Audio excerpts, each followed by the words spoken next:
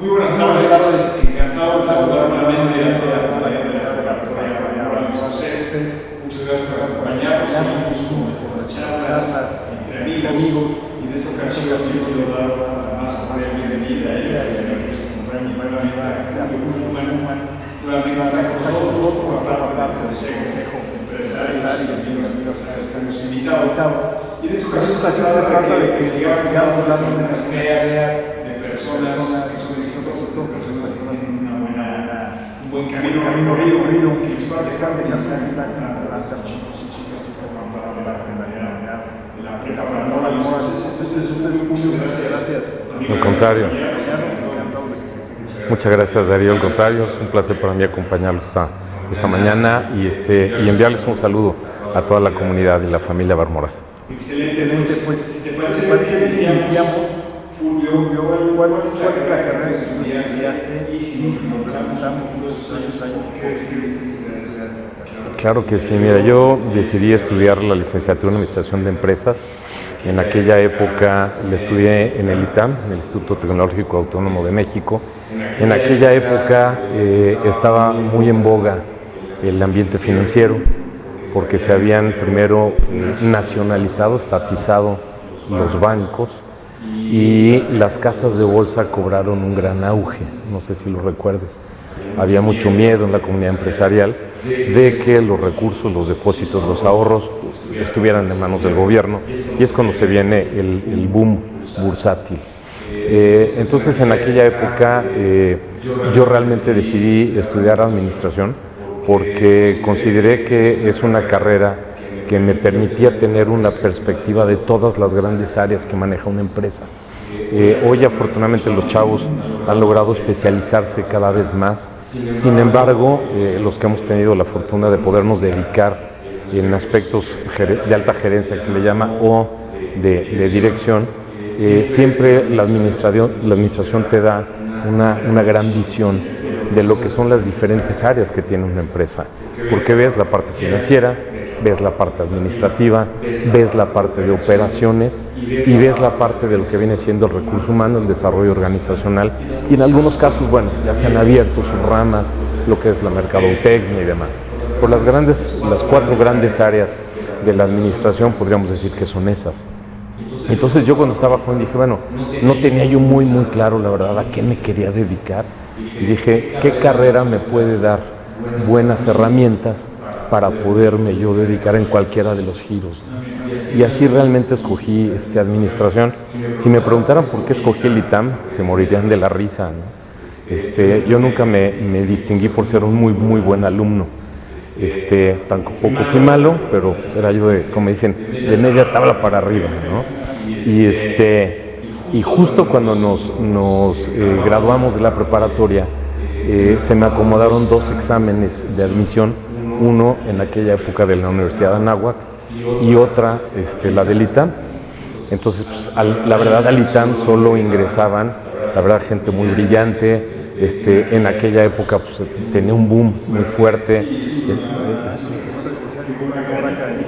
muy alto, ¿no? De hecho, cuando se formó el ITAM, que lo formó el licenciado Valleres, en paz descanse, precisamente fue copiando un modelo precisamente de las universidades norteamericanas, el modelo de los Business Administration, tanto de Harvard como del MIT, y así empezó a desarrollar precisamente el ITAM.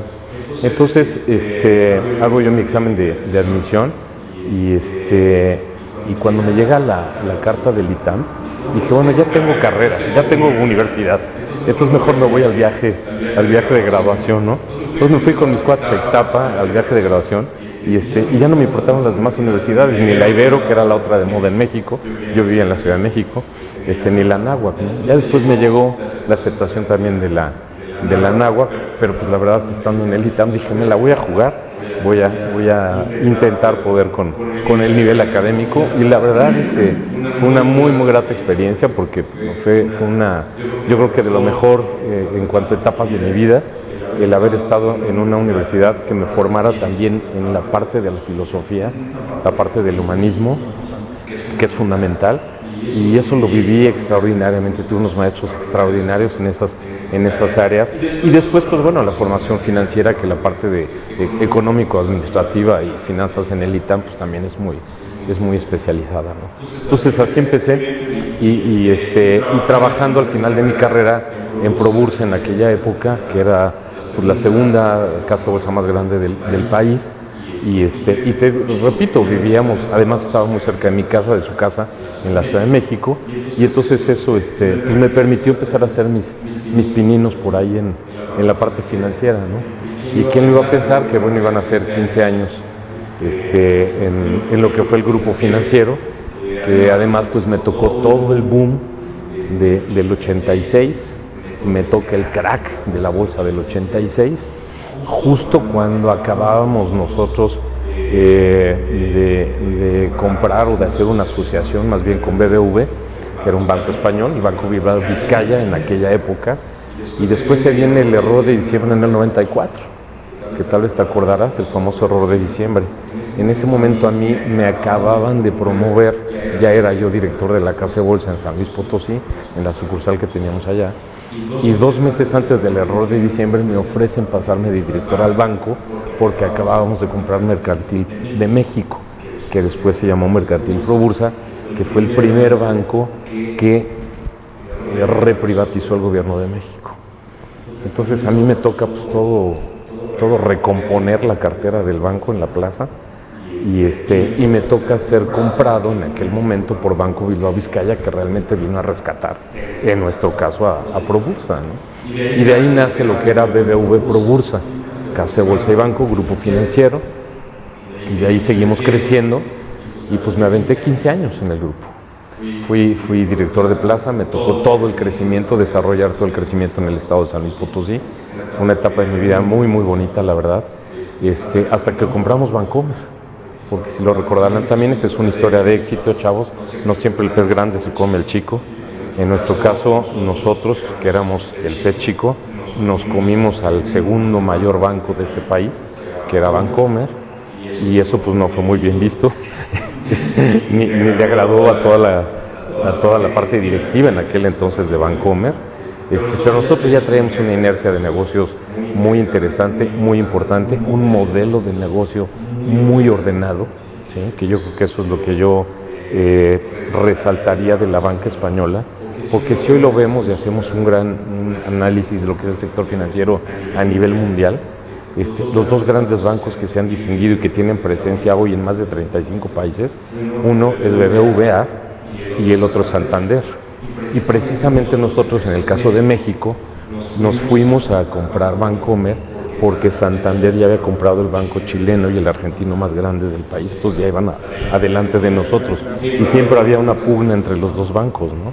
Y afortunadamente ahí Pepe Madariaga, con una gran visión de negocios, logró que el Grupo Monterrey y el gobierno aceptaran la operación, ¿no? Fue una gran operación. Siempre el gobierno de México nos vio con muy buenos ojos a BBV en México, porque la verdad cuando fue el error de diciembre en el 94, que el país tenía cerradas todas sus líneas de crédito, un momento de crisis muy importante para el país, BBV le dio líneas de crédito a México país cuando no las tenía con nadie.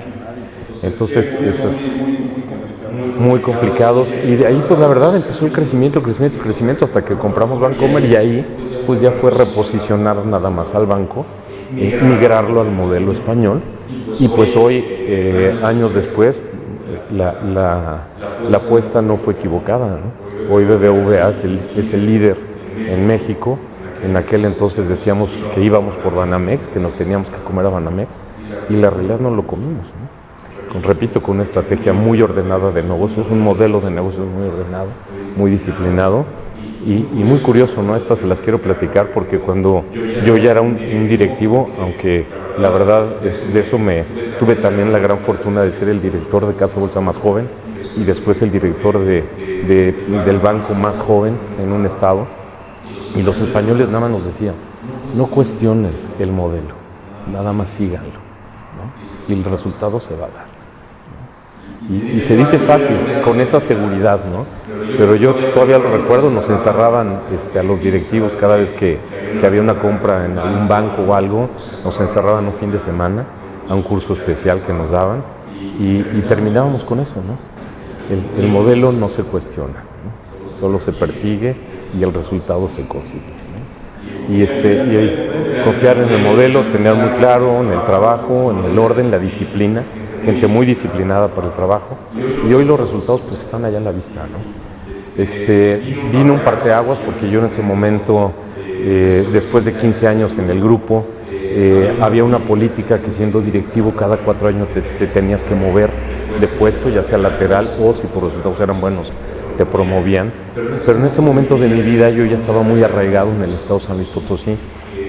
Como director del banco, inclusive había sido presidente del centro bancario, es decir, me tocó representar a la banca del estado en una época muy difícil, porque te repito, fue cuando el movimiento del Barzón y la crisis crediticia, y afortunadamente ahí tuve la fortuna de también tener la visión de no querer apretar al empresario, de no querer ahorcar a la gente, que todos estábamos en una crisis financiera muy fuerte, el país, las empresas y por ende todos los particulares, y logramos hacer un gran grupo los directores de los diferentes bancos, que eso nos permitió enfrentar muy bien en la plaza, ayudar a las empresas, destrabar los problemas, fondear a quien necesitara fondearse, a pesar de que parecía una locura.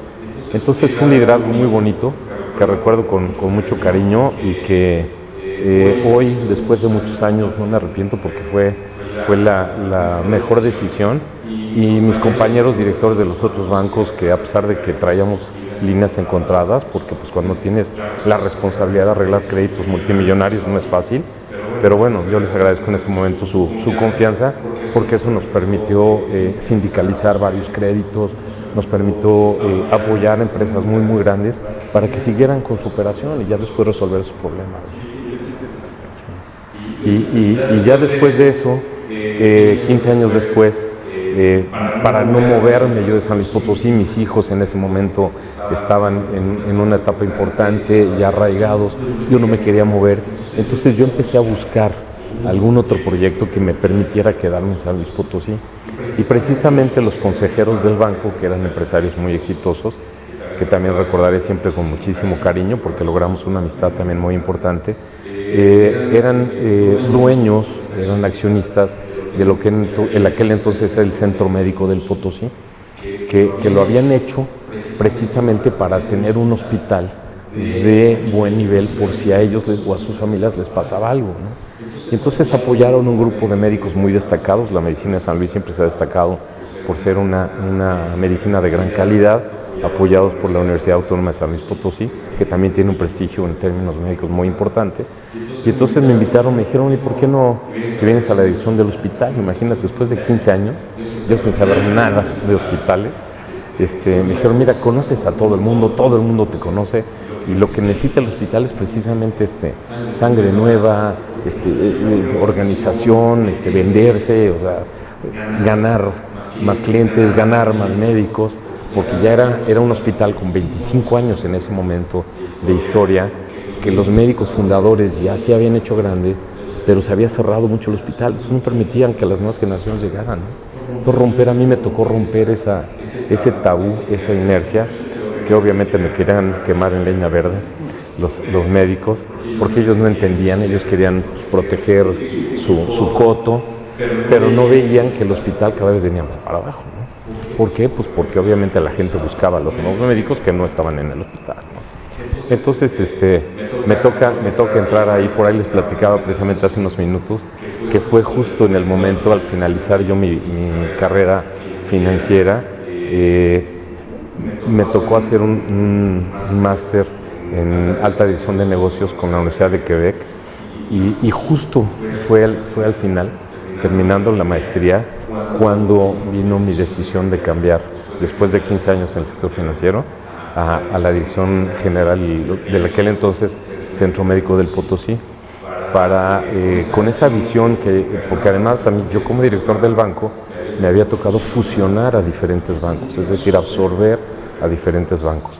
Nos tocó fusionar a Banca Cremi, nos tocó fusionar a Banco de Oriente, y luego nos tocó fusionar a Bancomer, ¿no? Entonces yo ya traía una experiencia de lo que era comprar empresas, vender empresas y cambiarlas a un modelo de negocios, ¿no? Entonces con el hospital yo veía claramente eso, ¿no? El hospital ya había cumplido su cometido, su función, su razón de ser en esos primeros 25 años y necesitaba precisamente la migración, la evolución a otra etapa, ¿no? Yo eso lo tenía muy claro, sin embargo ellos no la tenían tan clara, ¿no?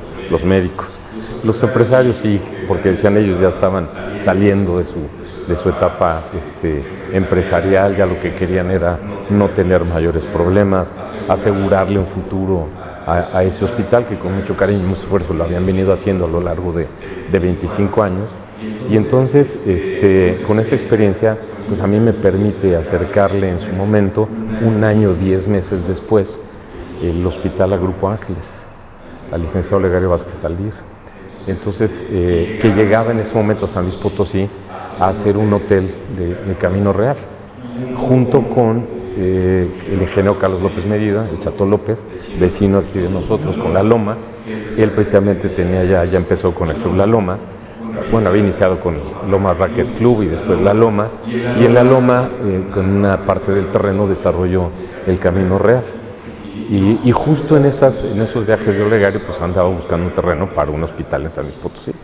Entonces le dije, oye, ¿sabes qué, Chato? Pues siéntamelo. Le digo, ¿para qué nos ponen otro hospital aquí si aquí está este?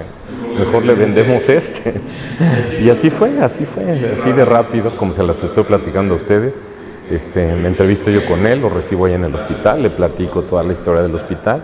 Y afortunadamente el hospital lo tenemos tan bien administrado, tan ordenado, tan limpio, que logramos hacer la operación de compraventa en 6 semanas. Y se convirtió en Hospital Ángeles, lo que es hoy el Hospital Ángeles de San Luis Potosí. Ya después lo fuimos remodelando, construimos una torre de especialidades de 9 pisos, de consultorios, y obviamente pues se reequipó y se ha estado renovando, como es la tendencia en todos los hospitales de Grupo Ángeles. Y ahí estuve prácticamente 15 años, casi 16. A mí me invitaron que me quedara en la dirección general del hospital. Me quedo ahí en el hospital ya haciéndome médico. No es broma, siempre respeto. Quiero mucho a todos los doctores, un gran reconocimiento. Son personas extraordinarias y además me tocó vivir cosas, así como me tocó en el sistema financiero, yo decía que me tocó vivir lo que nunca se había vivido. Me tocó vivir el boom de la bolsa, me tocó vivir el crack de la bolsa y me tocó vivir la reprivatización de la banca, ¿no? Y un poquito el boom de la banca financiera internacional en nuestro país. Eso difícilmente se va a volver a repetir por todas las experiencias ya vividas y lo que ya hemos aprendido, tanto el país como las diferentes empresas, los bancos, los grupos financieros. Y en el caso del hospital, podría decirte casi lo mismo, ¿no? Me tocó vivir algo que seguramente ya difícilmente volverá a pasar, un hospital local, ponerlo en las manos del grupo hospitalero más importante de este país, y después de eso pues crecerlo, verlo crecer. Y en el caso ya particular de Querétaro, que tengo hace 4 años la enorme fortuna de vivir aquí en esta preciosa ciudad que me encanta, que me arrepiento de no haberlo hecho antes, de no haber venido antes, pero bueno, Dios sabe por qué hace las cosas. Hace 4 años me vine a Querétaro, precisamente a la dirección general del Hospital Ángeles de aquí de Querétaro, y a iniciar el proyecto de obra de lo que será el nuevo Hospital Ángeles de Querétaro.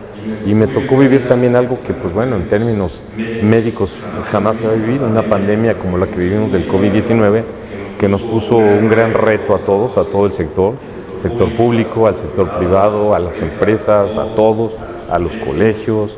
Nos cambió la vida, ¿no? Yo digo que la pandemia del COVID nos cambió la vida, nos enseñó a sacar lo mejor de nosotros, nos enseñó también a respetar y a valorar más a las enfermeras, a los médicos. Siempre decimos de los médicos, ¿no? Pero yo les digo, piensen en todas las enfermeras, piensen en las personas que hacen el aseo en un hospital, piensen en las personas que cocinan en un hospital, que están expuestas mañana, tarde y noche, ¿no? Y yo les decía, pues un hospital no puede cerrar, no podíamos parar, ¿no? A veces le platicaba, yo de broma le decía al gobernador y decía al secretario de Salud, que también lo recuerdo con mucho cariño, al doctor Julio César Ramírez, y le reconozco todo el liderazgo que tuvo al enfrentar la pandemia, cuando yo le decía, oye, no pueden haber Oxxos cerrados, porque la gente en la noche sale de los hospitales y quieres comprarte un refresco, quieres comprarte un sándwich y no hay una sola tienda abierta. No sé si se acuerdan, que obligaban a que las tiendas cerraran a las 8 de la noche, ¿no? Y yo les decía, oye, piensen en la gente que sale a las 12 de la noche de un hospital, ¿no? Entonces me dicen, sí, pues no pensábamos en eso, ¿no? Entonces nos puso un gran reto a todos que yo creo que gracias a Dios, y en el caso particular de Querétaro, lo supimos enfrentar muy, muy bien. Y eso prácticamente ha sido el devenir de mi experiencia profesional, ¿no? En dos grandes sectores muy bonitos los dos, el financiero y el médico, ¿no? El de la salud.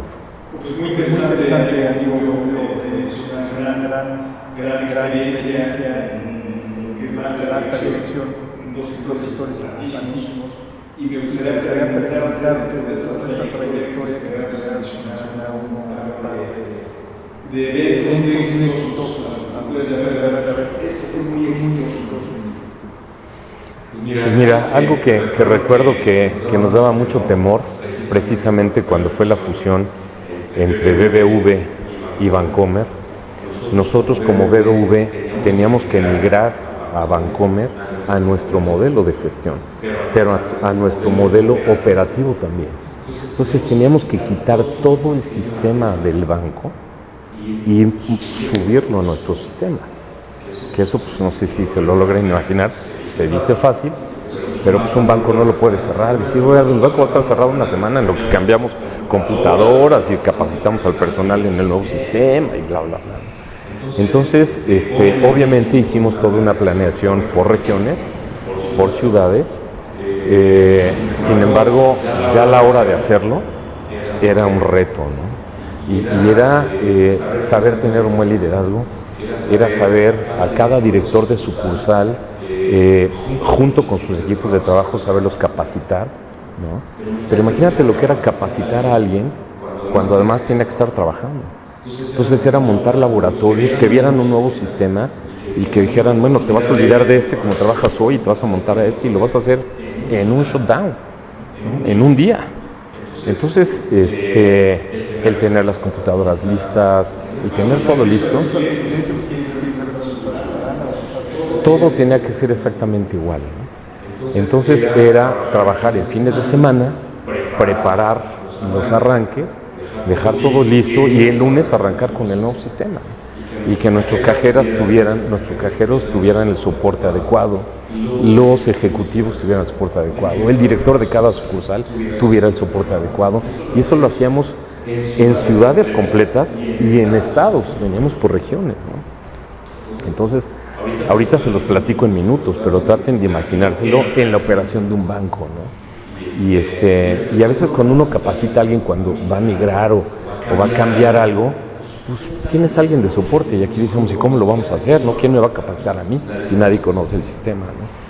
Pues nos traíamos gente de otros países, de ese tamaño, ¿no? Y los dejábamos 1 o 2 semanas dependiendo la curva de aprendizaje de nuestra gente, pero me acuerdo mucho que el día que me tocó hacerlo a mí, liderar todo ese proceso en todas las sucursales que yo tenía a mi cargo, a todos mis directores les compartí lo del día el desembarco en Normandía, ¿no? Y les dije, pues hagan de cuenta que es exactamente lo mismo, ¿no?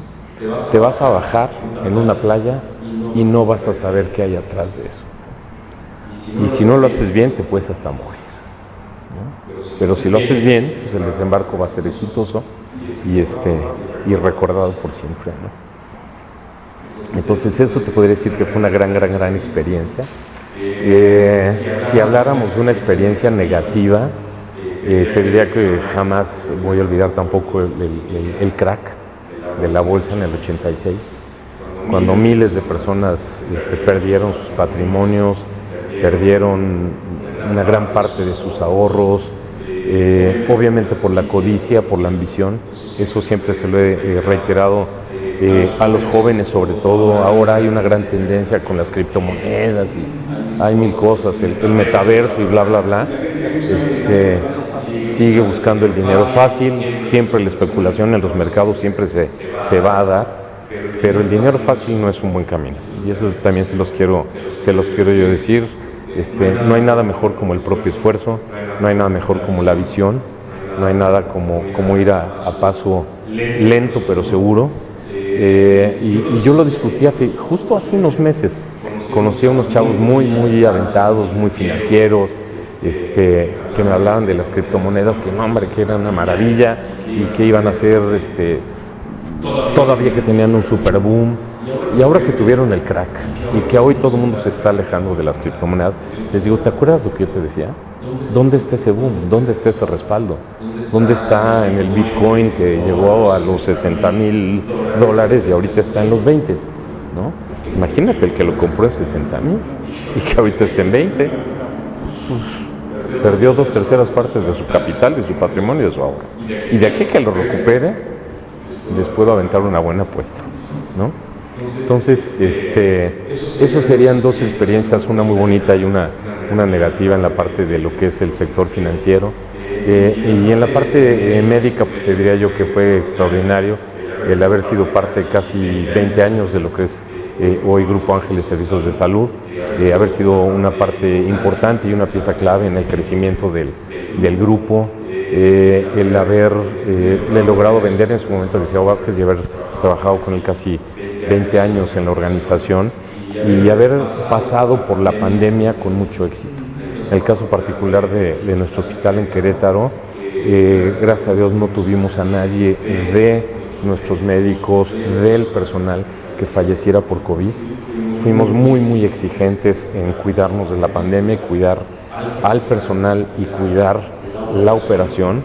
Después fuimos un poquito criticados por haber sido o haber escogido ser un hospital no COVID. ¿Esto qué quiere decir?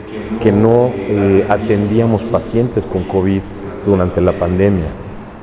Sin embargo, esa decisión la tomé y la tomamos como grupo precisamente pensando en Querétaro.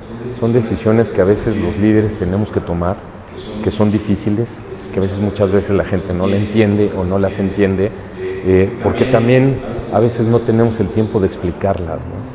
Pero hoy se las puedo platicar con todo detalle. La decisión la tomamos para que Querétaro tuviera un hospital de primer nivel, como el nuestro, libre de COVID. Y todas las personas que requirieran una atención, un parto, una cesárea, una atención oncológica, una cirugía oncológica, tuvieran una opción privada libre de COVID. ¿Por qué? Porque los demás hospitales privados todos atendían COVID. Pues, ¿qué hubiera pasado si nosotros también atendemos COVID? Pues el riesgo de contagiarte en un hospital que atiende COVID pues es mucho mayor.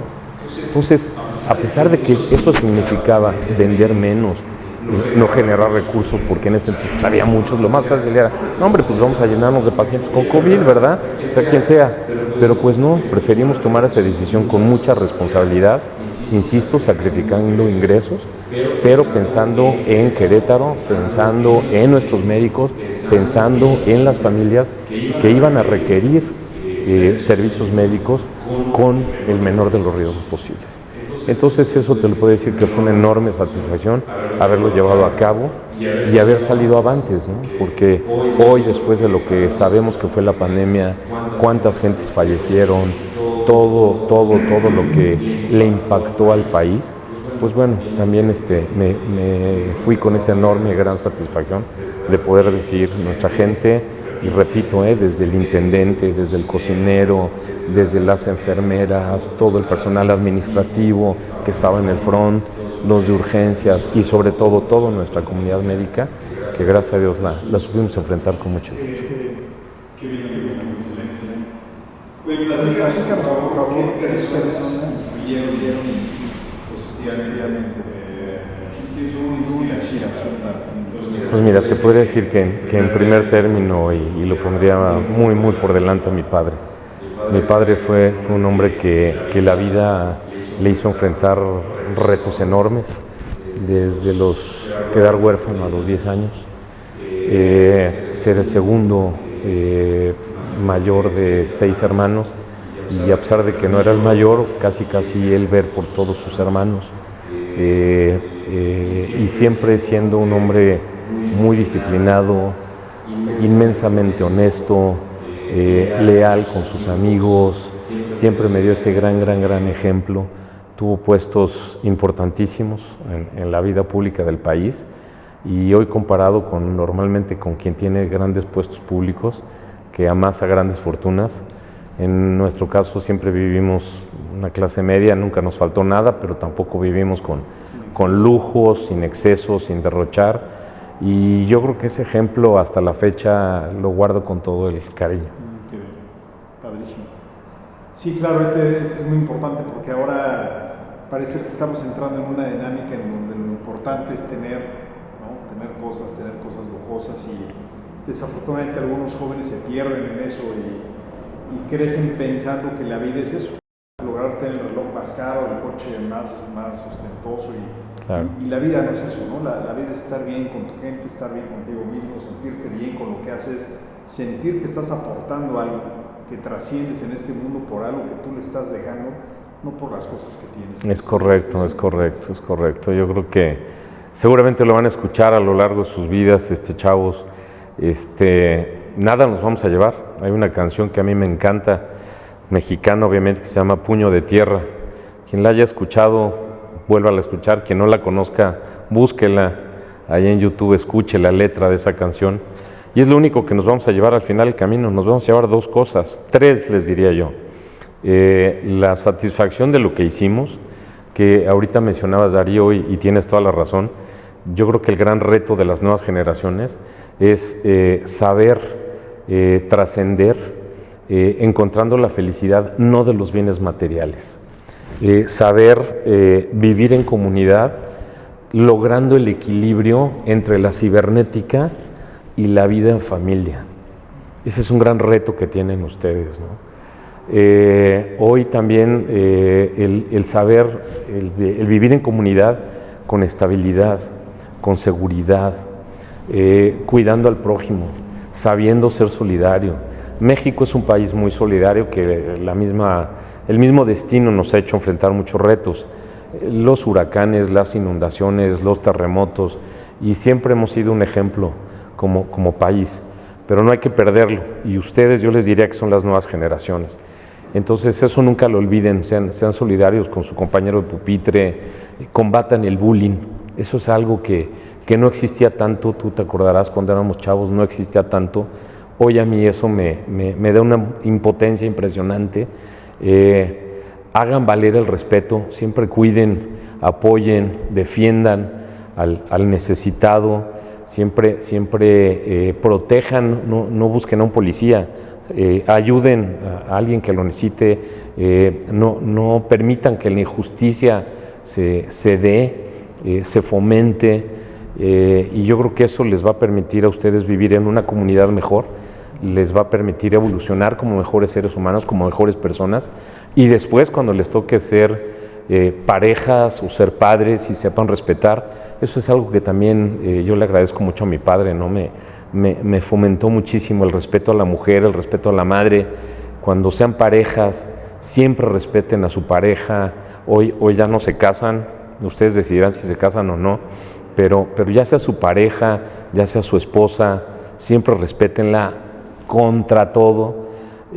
Siempre denles ejemplo a sus hijos, y yo les aseguro que trascenderán en la vida con la felicidad que hoy a gente como tú y como yo nos ha permitido trascender en la vida, ¿no? Sí, gracias. Oye, dos preguntas más. Una, ¿qué nos pudieras platicar en algún momento que hayas tenido que tomar una decisión de me voy por el camino A o por el camino B? ¿Qué decisión tomaste y cómo te fue con eso? Les platicaría yo dos muy importantes. Una casi se las acabo de platicar cuando tomé la decisión más difícil de dejar a Grupo Financiero BBVA, BBVA Bancomer, en donde a mí me acababan de ratificar como director de zona en San Luis Potosí. Al director de Bancomer lo mandaron a otro estado. Eran decisiones muy difíciles, ¿no? Y yo después de 2 meses en donde ya habíamos hecho la migración de todas las sucursales al modelo BBV y me habían ratificado como director, le fui a renunciar a mi jefe, ¿no? Para meterme al proyecto del Centro Médico del Potosí. Y entonces me acuerdo perfecto que me dijo, ¿cómo me vienes a renunciar después de que te dejé en San Luis y que me costó un trabajo de dejarte en San Luis? Y le dije, mira, es una decisión de vida, es para quedarme en San Luis. O sea, tal cual era así, ¿no? O sea, en un camino era quedarme 4 años más en el grupo, para dentro de 4 años moverme, porque ya no había para dónde, o en ese momento moverme, ¿no? Y entonces sí fue una decisión muy, muy difícil. No me arrepiento porque, repito, no me ha ido mal, no puedo decir que me ha ido mal en la vida. He tenido la fortuna de tener empleos, trabajar en empresas muy exitosas, muy seguras, muy sólidas, muy firmes, que a pesar de haber el país enfrentado grandes crisis, en este caso particular de ninguna de las dos las vimos, no me tocó enfrentar nada negativo en ese aspecto, pero sí fue una decisión personal y profesional muy importante y muy difícil de tomar, ¿no? Y la segunda te podría yo decir que la acabo de tomar, ¿no? 20 años después, tener que tomar la decisión de dejar al Grupo Ángeles Servicios de Salud fue prácticamente lo mismo, ¿no? Fue saber analizar que yo ya había vivido un ciclo, que lo que tenía yo que hacer ya lo había yo hecho, que dejaba yo un grupo de trabajo y directivo muy sólido, bien formado, con mucho ejemplo, para encaminarme a otro proyecto ahora en la industria, también muy importante, para lograr terminar mi ciclo profesional, porque cada vez pues, los años no pasan en balde, las canas que le ven a Darío y a mí no salen gratis. Entonces llegan momentos en la vida que son parteaguas, ¿no?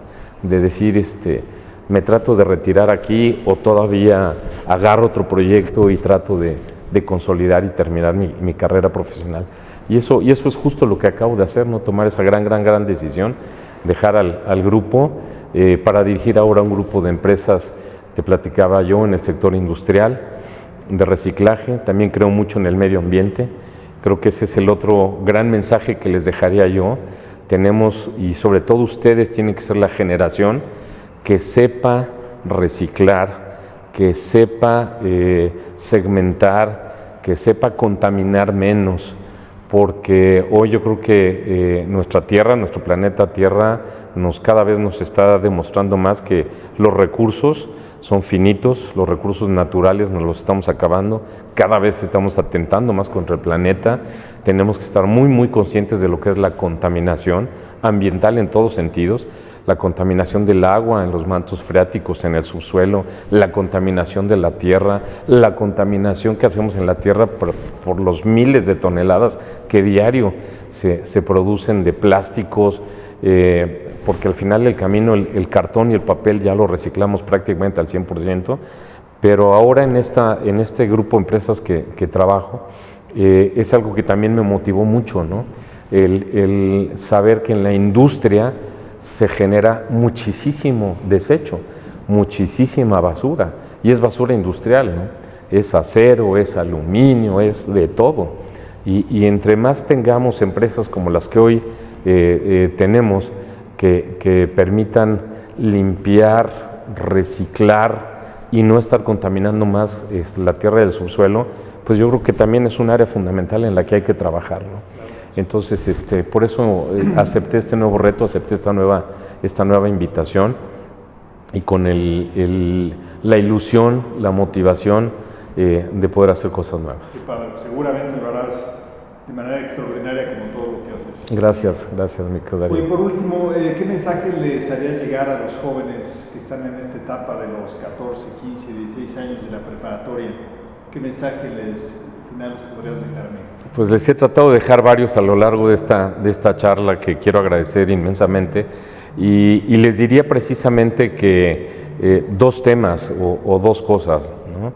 La de los valores, que yo creo que están en una gran institución que se está preocupando por compartirles, por enraizarles esos valores que van a ser los que les permitan a ustedes en un futuro ser hombres y mujeres de bien, formar familias buenas, saber vivir en comunidad, ser ya sea empresarios o empleados exitosos. Y por el otro lado, les diría yo que siempre se habla mucho de perseguir los sueños, y están en una etapa y en una edad en la que difícilmente, hoy afortunadamente, instituciones como Prepa Balmoral y en el futuro Universidad Balmoral, también les dotarán de herramientas mucho más profesionales para poder analizar sus fortalezas, analizar sus habilidades y analizar sus cualidades para poder enfocarlas en una futura carrera en donde ustedes se desarrollen con mayor éxito. Pero también lo que les diría yo es, piénsenlo bien, analícenlo muy bien, investiguenlo muy bien, aprendan a ser investigadores. Hoy afortunadamente también los nuevos tiempos nos han hecho a todos investigar más, pero no solo las herramientas las tenemos muy a la mano, nosotros no las teníamos. Hoy ustedes tienen todo a la mano, tienen toda la información oprimiendo un botón en una computadora o en su propio celular. Entonces yo les diría el tomar la decisión de seleccionar una carrera es fundamental, es la decisión de vida de la mayoría.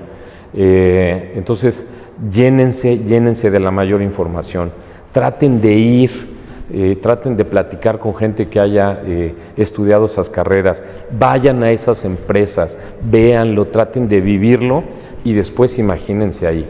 Y seguramente su decisión será mejor de la que fueron tanto en Darío como en la mía, aunque yo no me arrepiento y seguramente tú tampoco. Les mando un abrazo muy cariñoso, les deseo el mayor de los éxitos y siempre me tendrán ahí a la mano para cualquier comentario, consejo o opinión que les pueda ayudar. Muchas gracias. Muchísimas gracias, amigo Fulvio. Pues tuvimos una magnífica plática, espero que les haya servido mucho a toda la comunidad de la Preparatoria Balmoral. Muchísimas gracias. Gracias, Darío. Gracias.